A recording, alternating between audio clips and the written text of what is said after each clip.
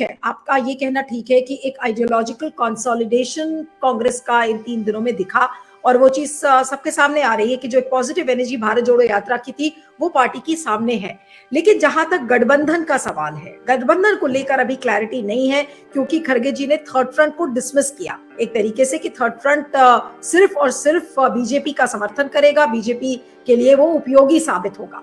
लेकिन ऐसा कोई आश्वासन पार्टी की तरफ से नहीं आया कि जो ऑपोजिशन यूनिटी की वो बात कर रही है वो कैसे संभव होगी बिना इन 3-4 पार्टीज के, जो कि इस समय कांग्रेस से अलग नजर आ रही है। जी नहीं, वो देखिए ये क्या है कि उन्होंने ये तो क्लियर कर दिया कि कांग्रेस जो है कोई भी जो अपोजिशन अलायंस होने वाला है या अपोजिशन यूनिटी उसके पक्ष में है, और ये एकदम क्लियर मैसेज दिया उन्होंने, बार बार रिट्रेट भी किया कि हम जो है विपक्ष को साथ रख लेकर चलेंगे और all the forces against BJP और मोदी मतलब गवर्नमेंट, उनको साथ आना चाहिए। ये मैसेज तो क्लियर है। अब वो कांग्रेस ये नहीं कर रही है क्या कि हम अकेले लड़ेंगे, कहीं भी एक बार भी उन्होंने ये नहीं कहा कि कांग्रेस अकेले चलेगी अगर ऐसा हुआ वैसा हुआ।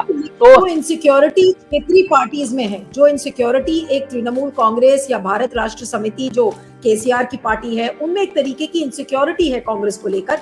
और मैं अभी कविता राव का एक इंटरव्यू मैंने किसी प्लेटफॉर्म पे किया था, तो उन्होंने ये कहा कि देखिए कांग्रेस अपने आप को एक बहुत बड़ी पार्टी समझती है, लेकिन उसने वो स्पेस खो दिया है और वो स्पेस अब क्षेत्रीय पार्टीज उसको भरेंगी। तो ऐसे में कांग्रेस एक हाई हॉर्स पर बैठकर या फिर बहुत ज्यादा ये कह के कि देखिए हम ही अगुवाई करेंगे, तो इन सब पार्टीज को लेकर क्या कांग्रेस साथ में चल पाएगी? नहीं, ये हमको लग रहा है क्या कि ये अपॉर्चुनिस्टिक लाइन है इनकी, ये थर्ड फ्रंट की बात जो करने वालों की, और वो झूठ बोलते हैं कि कांग्रेस जो है सो सेकंड ये में मतलब पिछला गु बन के नहीं रहना चाहती। तो आप देख लीजिए, महाराष्ट्र में देख लीजिए, उसको आप देखिए, बिहार में देख लीजिए, कांग्रेस कहाँ कोई कमांडिंग पोजीशन मांग रही है। सीट्स पे तो सब लोग चाहते हैं कि ज्यादा सीट मिले, वो कोई बात नहीं है, लेकिन वो तो बात की बात है, लेकिन वो कांग्रेस तो वहाँ कमांड नहीं कर रही है। कांग्रेस मतलब जो अघाड़ी है महाराष्ट्र में, उसकी लीडरशिप बेसिकली उद्धव ठाकरे और शरद पवार कर रहे हैं।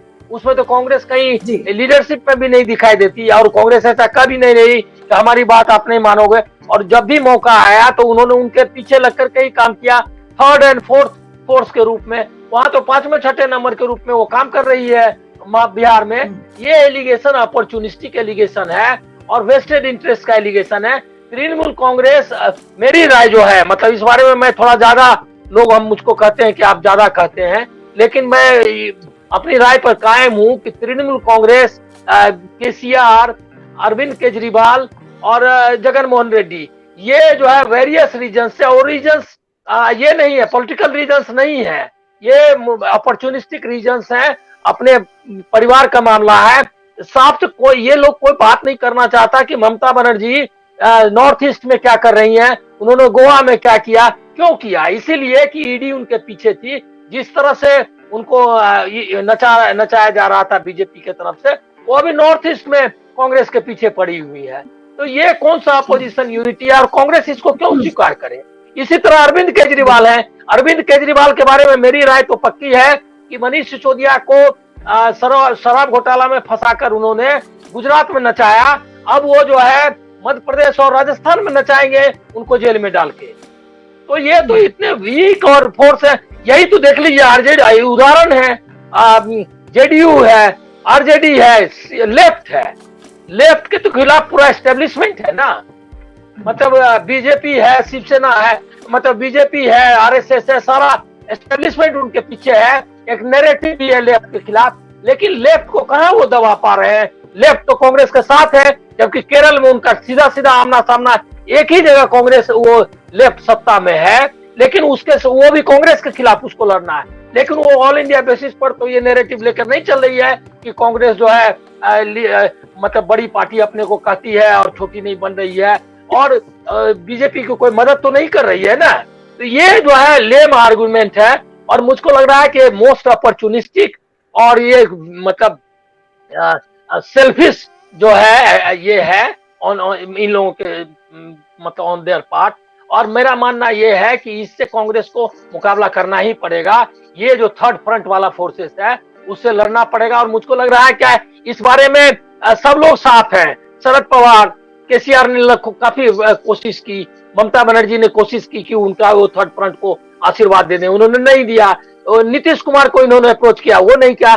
इसमें जो लोग जाएंगे या नहीं जाएंगे और अलग अलग लड़ेंगे, उसमें नाम क्लियर है। नवीन पटनायक है, ममता बनर्जी है, जगन मोहन रेड्डी है, केसीआर और अरविंद केजरीवाल।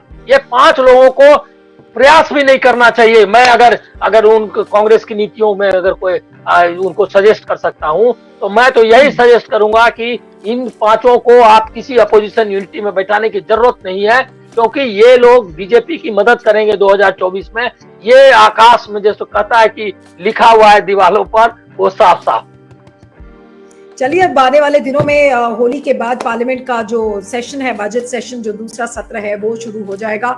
और 6 मार्च से पार्टी ने कहा है कि वो आंदोलन भी करेगी अदानी और हिंडनबर्ग वाले मामले में। तो किस तरीके से अदानी का इशू पूरा बॉयल अप होता है, ये देखना होगा। Thank you so much Anil ji for joining on Q wide network. और इस वीडियो को ज्यादा से ज्यादा शेयर करिएगा, फीडबैक दीजिएगा और बने रहिएगा मेरे साथ क्यू वाइड पर। Thank you.